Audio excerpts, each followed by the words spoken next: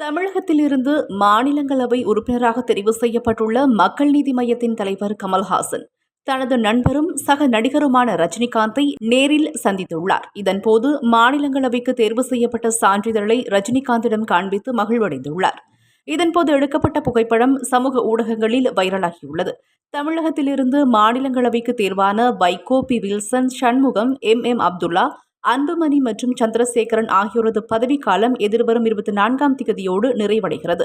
இதனை அடுத்து 6 இடங்களுக்கான தேர்தல் அறிவிக்கப்பட்டது. திமுக சார்பில் பி. வில்சன், கவிஞர் சல்மா, சிவலிங்கம், மக்கள் நீதி மய்யத்தின் தலைவர் கமல்ஹாசன் ஆகியோரும், அதிமுக சார்பில் தனபால், IAS இன்பதுரை ஆகியோரும் வேட்புமனு தாக்கல் செய்தனர். இவர்கள் அனைவருமே போட்டியின்றி தேர்வாகியுள்ளனர்.